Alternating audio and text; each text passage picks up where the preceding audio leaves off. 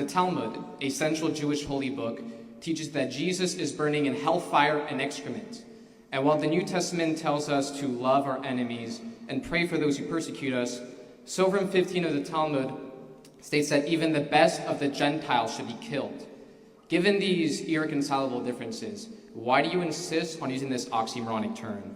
Okay, so first of all, that's a really bad read of the Talmud.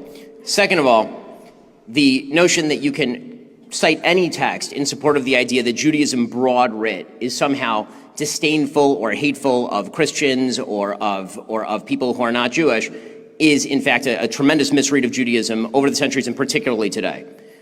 I can cite sections in the New Testament that I find personally problematic. I can certainly cite segments in the Quran that I find personally problematic. The truth is I could probably find places in the Old Testament that I find personally problematic.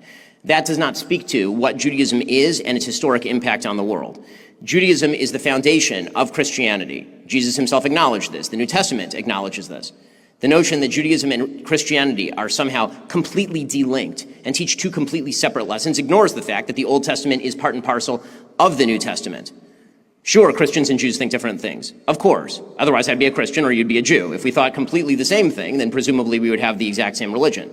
But the notion that Judaism and Christianity are completely delinked is wrong. As far as miscitations from the Talmud, or even citations of texts that are written in the year 500 CE at a time when Jews were being persecuted by Christians in the Roman Empire, that seems to me a real stretch to get to the idea that Jews today are overall hateful of Christians. I'm not sure that there's anybody in America, personally speaking, who has pushed more people back to church than me.